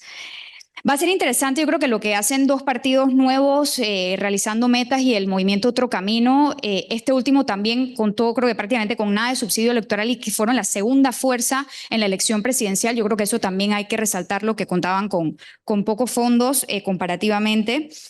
Ahora van a tener un subsidio importante estos dos partidos nuevos, cómo se van a fortalecer, si van a crecer, si vamos a estar viendo fusiones de partidos políticos. Ya hay unas vertientes de Cambio Democrático pidiendo la fusión con el partido Realizando Metas, si vamos a ver nuevos movimientos, nuevos partidos políticos, qué pasa con los candidatos presidenciales que no ganaron, cuál va a ser su rol. Y pues nuevamente insisto con el tema de representatividad. Antes hablé de la representatividad de las mujeres en la Asamblea. Hoy vimos que no vamos a tener un gabinete paritario. Todos vimos en televisión cómo la mayoría del gabinete del presidente electo son hombres blancos y con una mediana de edad probablemente arriba de los 40 o 50 años. Esa es la realidad de Panamá. Y esa es la realidad. Entonces también cuando hablamos de representatividad tenemos que ponerle el ojo al órgano ejecutivo y yo creo que pues va a ser importante esa fiscalización que podamos seguir haciendo desde afuera en ese sentido. Y ya para terminar, así como pues yo pienso que los candidatos que resultaron electos tenían ejecutorias que el electorado vio, hechos concretos y que fueron parte de su éxito para salir electos, asimismo ese electorado va a pedir resultados. Y va a pedir resultados de forma rápida. Y aquí creo que ese va a ser el reto más grande que tienen desde el presidente electo hacia abajo. Harry, por favor. Sí, voy a ser telegráfico para no abusar del público. Yo voy a compartir la preocupación de Gabriel. A mí también me preocupa el Tribunal Electoral. Las encuestas lo dicen. La confianza que tiene la población panameña en el Tribunal Electoral y en las elecciones ha ido cayendo claramente. El Tribunal Electoral lo sabe, ellos también están preocupados. Y más allá de algunos asuntos, recuerdo la recolección de firmas para la libre postulación del 2018 no ayudó en nada, y otros hitos. En general, la población lo que ha terminado sintiendo es que el organismo electoral es parte importante y a veces defensor del status quo, porque se ha limitado, cosa que no es poco, pero se ha limitado a contar bien y rápido los votos, que es muy importante. Y era la principal demanda en la década de los 90 cuando transitamos a la democracia. Eso está muy bien, pero lo que está demandando la población ahora es un organismo electoral que trabaje más por la inclusión. Los candidatos de libre postulación y la forma que se ha encontrado a las fuerzas a través de la libre postulación. Pero hay otros temas, los temas de género, otras agendas. Yo esperaría que nuestro organismo electoral, voy a hacer una comparación que quizás es odiosa, yo veo al organismo electoral de Costa Rica que tiene es más proactivo y tiene un mayor activismo en términos judiciales, utilizando legislación internacional para llevar a los partidos políticos a cumplir con algunas normas democráticas, con algunas aspiraciones democráticas. Eso no lo encontramos aquí y se deja, bueno, es que eso fue lo que decidió la Asamblea Legislativa y no podemos hacer nada. No, sí se puede. Lo vemos en otros organismos electorales. Entonces yo creo que esa es una manera de renovar el compromiso del organismo electoral con la democracia panameña, más allá de contar los votos. Salvador, bueno, por favor. A mí también me preocupa el Tribunal Electoral. Pero creo que es un signo de los tiempos que tiene que enfrentarse a una situación mucho más compleja en términos de la huella que deja en la opinión pública de la que tenía al principio de los años 90, que lo medular para muchos panameños demócratas de la época era que se contaran bien los votos, porque era una experiencia que no habíamos tenido por muchas décadas. Y efectivamente ese gran logro había que celebrarlo y por supuesto el Tribunal Electoral creo que vivió del plazo fijo de ese depósito que se hizo temprano en los 90 durante mucho tiempo, pero obviamente hoy los retos para la democracia panameña y por supuesto para el tribunal son mucho mayores, las exigencias son mucho mayores y las posibilidades de excepcionarse con el comportamiento del Tribunal Electoral son mucho mayores, porque hay demandas de inclusión de los pueblos indígenas y de cómo se regulan las elecciones en los pueblos indígenas. Hay demandas de inclusión de las personas con discapacidad, particularmente con dificultades de movilidad cuando concurren a las elecciones. Hay problemas de inclusión en el caso de las mujeres, por supuesto. Se ha expresado aquí con muchísima claridad la situación desventajosa a la que se enfrentan las mujeres para participar en política. De todas maneras, ha habido cambios y yo quisiera rescatar ese dato, porque tanto internamente en su organización como en su proyección pública se ha ido también ayornando. Y yo pongo el caso, por ejemplo, de que cuando se insistió por enésima vez en la válvula de escape famosa que permite que el mandato de la paridad no se cumpla en las postulaciones en Panamá, el tribunal por primera vez concurrió a la Corte Suprema de Justicia a demandar esa ley. Y fue la Corte la que dijo, lo siento, pero el mandato de los legisladores es claro y válvula de escape va. Es decir, pero eso era impensable hace ni 10 años, porque el Tribunal Electoral decía, bueno, si eso es lo que la Asamblea aprobó, lo damos por bueno y no avanzaba sobre eso. Por supuesto que el camino es enorme ante nosotros para alcanzar lo que los panameños necesitan de su democracia y yo creo que ese déficit se va a intentar cubrir de manera sostenida. Yo lo veo todos los días en la lucha que se libra internamente todos los compañeros míos del tribunal de arriba para abajo haciendo su mejor esfuerzo. Y es razonable que a la gente le parezca muy poco, porque efectivamente tenemos que tenemos que llevar el ritmo de las grandes exigencias que hay hoy. Y la democracia que se pide hoy en Panamá no es nada más contar los votos, como aquí bien se ha dicho. Así que las expectativas son mucho mayores y nuestra obligación de cumplir con esa expectativa puede costarnos mucho trabajo, pero hay que avanzar en ese camino, sin duda.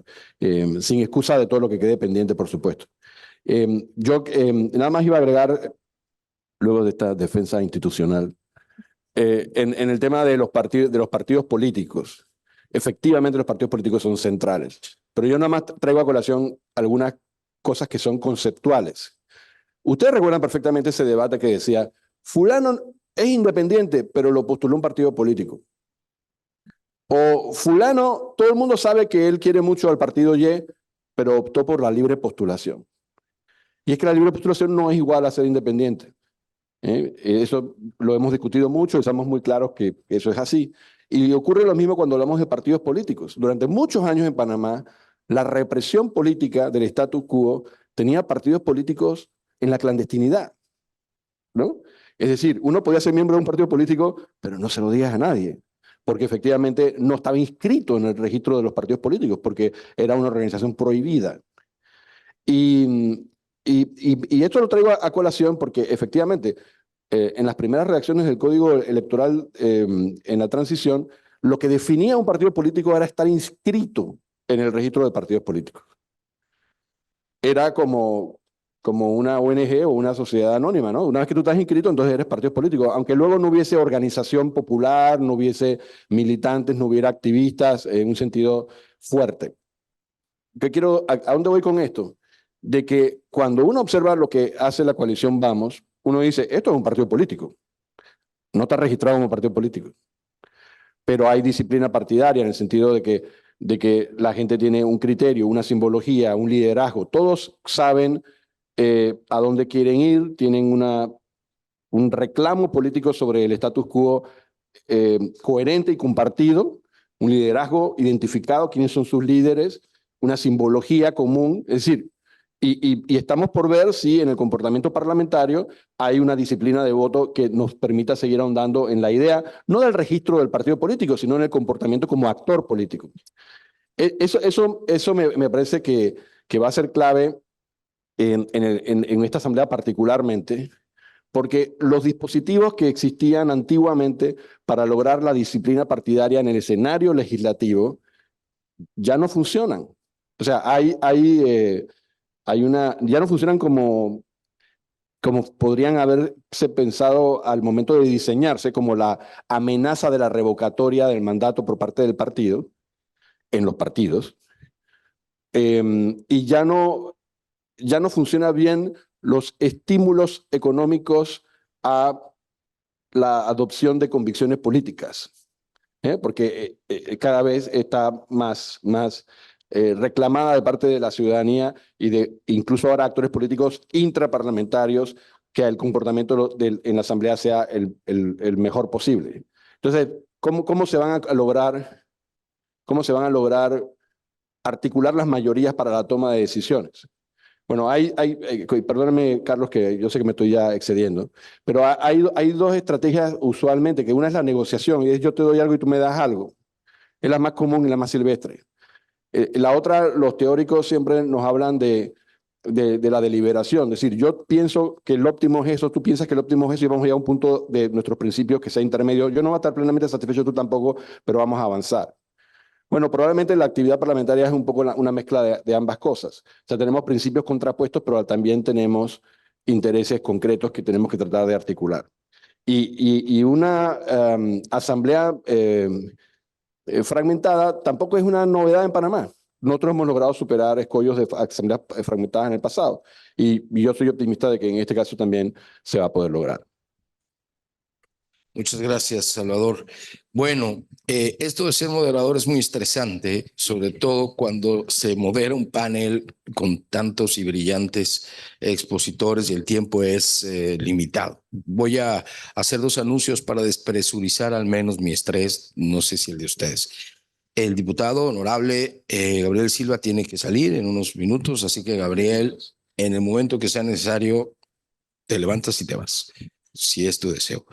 Y el segundo es que tenemos previsto compartir con ustedes algunos bocadillos al final de esta conversación, así que podemos tener un poquito más de tiempo para seguir conversando, porque más yo veo en el auditorio por lo menos 5 paneles como este de la misma potencia y capacidad, y creo que la idea de reunirnos es sobre todo para conversarnos. Así dicho esto, yo abro ahora la posibilidad de 3 preguntas muy puntuales o comentarios, si lo desean, de parte del público en YouTube, hasta donde me dicen nuestros colegas, porque son colegas todas mujeres. Por cierto, intentamos un panel paritario y casi lo logramos, excepto porque nos salió 5 el número de panelistas, pero como yo estoy invisibilizado, los moderadores no contamos como panelistas, casi lo logramos. Pero gracias, Sabrina y Ana Carolina, por ayudarnos a intentarlo. Bien, no tenemos preguntas en YouTube, tenemos varios comentarios, pero no hay preguntas. ¿Alguien quiere hacer alguna pregunta puntual? Tenemos un par de micrófonos por ahí y un par de colegas. Les pido por favor que se presenten con su nombre y organización, si fuera el caso, y ojalá sean preguntas generales para que cualquiera de nuestros colegas la tome. Sí, así como decía, yo soy Javier Valdolivar del Movimiento Otro Camino. Así como decía Carolina, hay mayorías circunstanciales en la Asamblea. Entonces, para temas como reforma del reglamento interno o la eliminación del fuero penal electoral, con la asamblea que tenemos, ¿ustedes ven como una posibilidad de que se pueda dar eso? Reforma del reglamento interno y la eliminación del fuero penal. Vamos a escuchar nuestras preguntas si les parece bien y después las tomamos en el panel. Aquí adelante hay una, y no sé si para ser paritarios en el área derecha alguien quisiera también. Sí, buenas. Mi nombre es Luis Antonio Toruño, soy del Movimiento de Otro Camino también. Y pues como estudioso, lo que me preocupa, mi pregunta es, ¿por qué en Panamá no se habla de pesos y contrapesos y de controles previos y posteriores que son los que nos dan a nosotros como democracias, en realidad, el Estado de Derecho? The rule of law nace de esos pesos y contrapesos. Entonces, nosotros como que tendemos siempre a pensar que la elección es el único control. ¿Nadie más? Por favor. Buenas, mi nombre es Álvaro Aguilar del Partido Cambio Democrático. Estuve escuchando acerca de cómo se propugna por mayor paridad, mayor cantidad de independientes. Sin embargo, eso me recuerda de que la primera diputado mujer independiente fue Yanibel Ábrego. Entonces, eso me lleva a ¿qué tanto podemos mantener las esperanzas en que una mayor paridad, una mayor cantidad de independientes resultaría en un mejor sistema político o diputados de mayor calibre, si le pueden llamar así?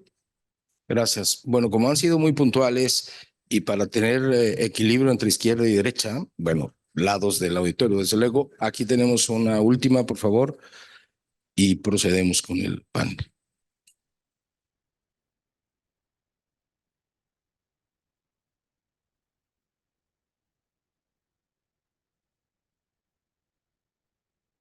Perdón, Alfredo, no, creo que tu micrófono está cerrado, no te escucha.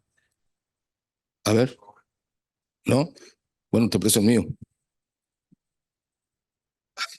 Bueno, ahí hay otro.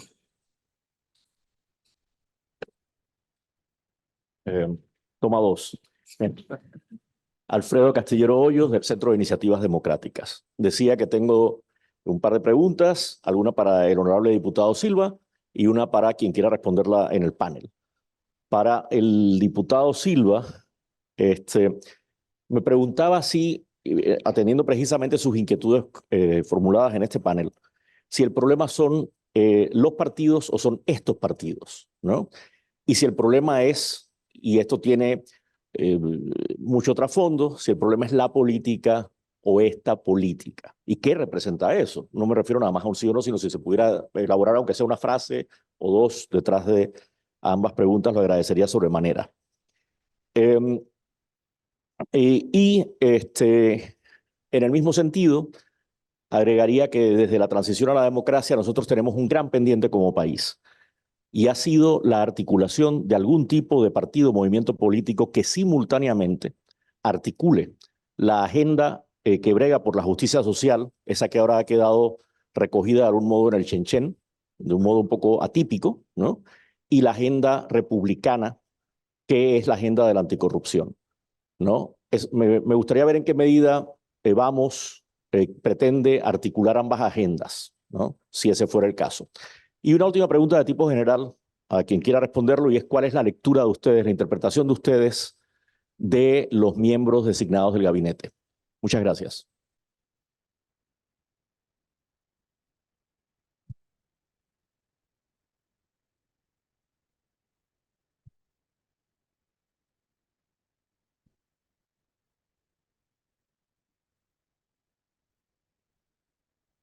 Buenas tardes, Yamilet Bellido del Tribunal Electoral. Me gustaría una opinión sobre la revalorización de los caudillismos tradicionales. Una lectura sobre eso.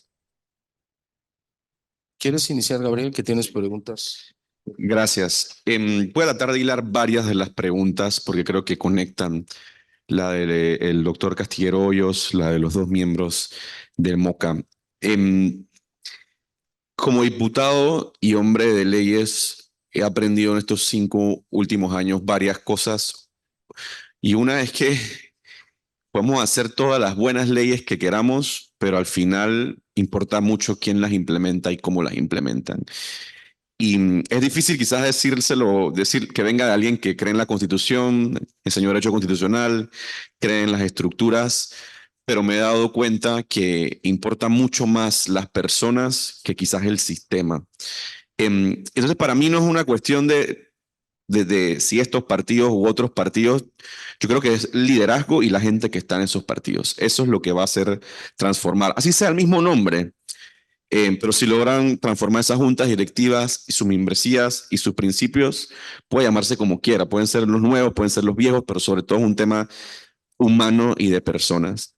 Que eso me lleva a los otros dos comentarios. El tema de los contrapesos. En Panamá existen, ¿no? Tenemos la Contraloría, tenemos las cortes, deberíamos tener una oposición en la asamblea o por lo menos alguien que esté fiscalizando, pero nuevamente nos vamos al tema de personas. ¿Qué es lo que ha pasado? Que estas instituciones de control, muchas de ellas, si no todas, en muchas ocasiones y muchos gobiernos como el actual, han sido secuestradas por principalmente intereses políticos y económicos y políticos de gobierno. Entonces, para mí es el caso evidente, y todavía soy diputado y lo seguiré diciendo cuando no sea, de la Contraloría de la República, órgano de control que en verdad no es un órgano independiente, no es un órgano objetivo, no ha fiscalizado como debe, que debería hacerlo, y no lo ha hecho, nuevamente por un tema de persona y de intereses que se han metido en la Contraloría, así como en otras instituciones. Entonces, las instituciones de control están. El problema creo que ha sido que no hemos puesto a las personas correctas en esos órganos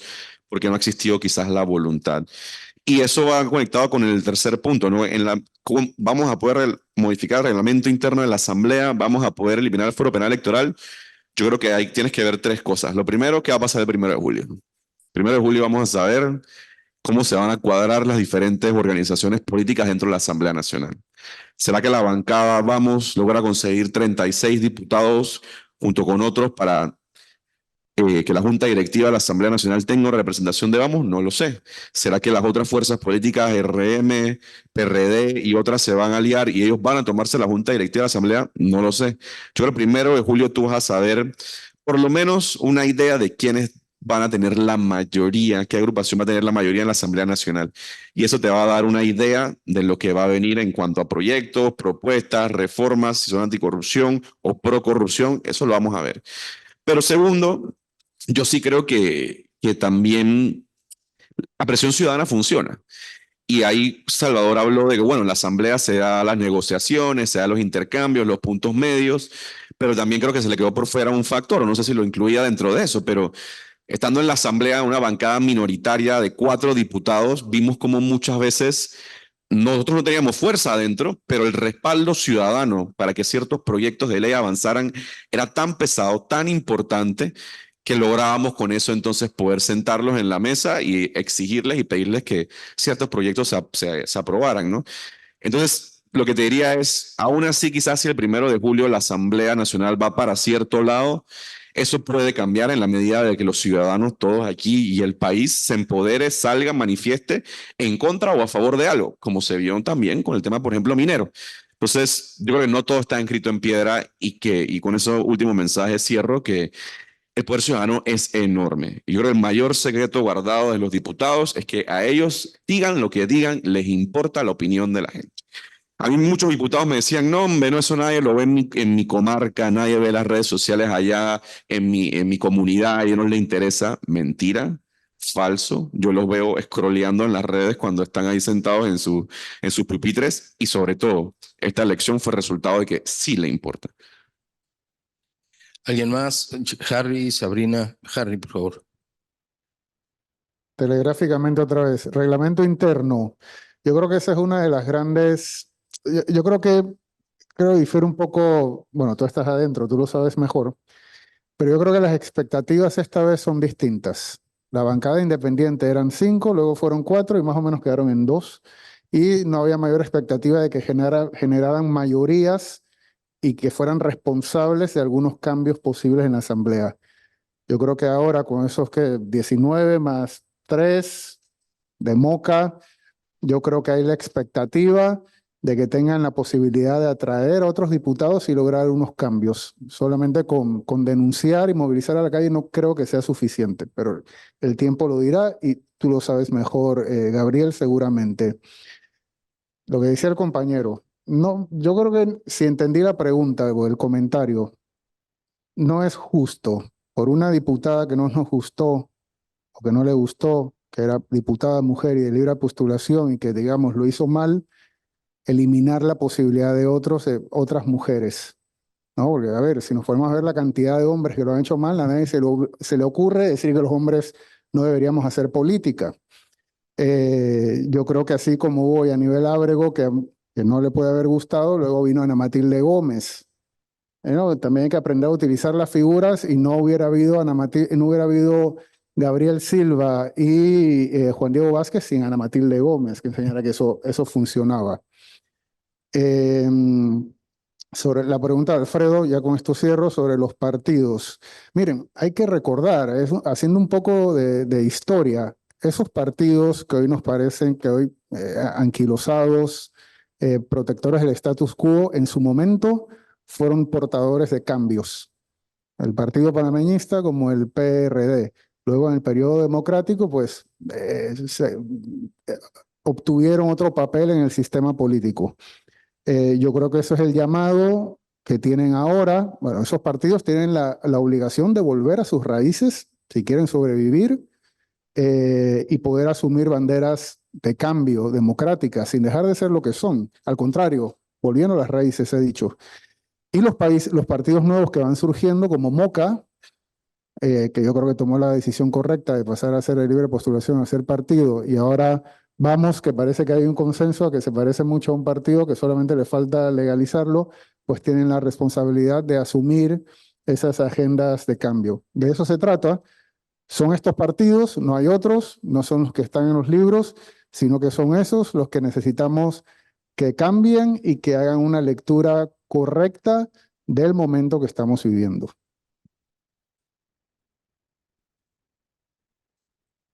Sabrina, perdón, primero en tiempo, primero en derecho. Por favor. Un brevísimo comentario sobre el tema de los contrapesos. Obviamente siempre pensamos en el órgano legislativo como el contrapeso y es el contrapeso del órgano ejecutivo, pero hay algo que es supremamente importante en democracia y sobre todo cuando tenemos tanta dispersión de las fuerzas políticas y es la oposición política. Salimos de un gobierno donde todo el mundo cuestionó con bajísima popularidad, pero los partidos políticos no hicieron ninguna oposición. Creo que la única oposición política organizada que tuvo el gobierno de Laurentino Cortizo fueron Gabriel Silva y Juan Diego Vázquez, y por eso vemos el resultado de Vamos.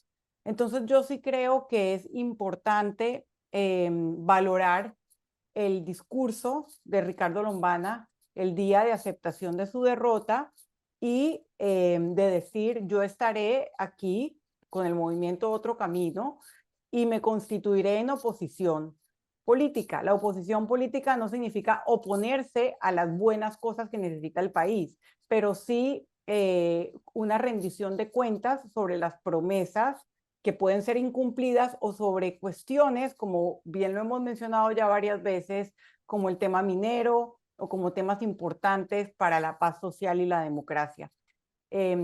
José Raúl Mulino en su discurso de proclamación dijo que la verdadera oposición era Vamos, y creo que era en referencia a que Ricardo Lombana no era oposición. Yo creo que eso no lo define él. Yo creo que eso lo definen los hechos, la beligerancia y la calidad de la oposición política que veamos de aquí en adelante. Sí, bueno, yo creo que un primer comentario sobre los partidos políticos que mencionaba Harry, pues yo realmente pienso que los partidos políticos panameños, los más clásicos, no tuvieron su mejor momento cuando nacieron, sino cuando en democracia adoptaron todas esas formas de participación primarias, etcétera, que los abrieron a lo que actualmente nosotros entendemos por vías democráticas de participación.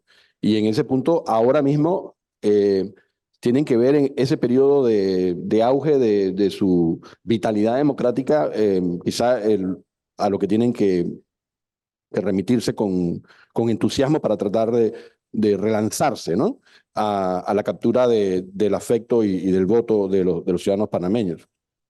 El otro tema que me parece importante que mencionaba el compañero sobre el Estado de Derecho y la separación de poderes concretamente, bueno, la literatura sobre eso es muy insistente, ¿no? Hay controles verticales del cual el voto de los ciudadanos es el más natural. Si no nos gusta la gestión de un gobierno, votamos en contra de los representantes de ese partido cuando tocan las elecciones.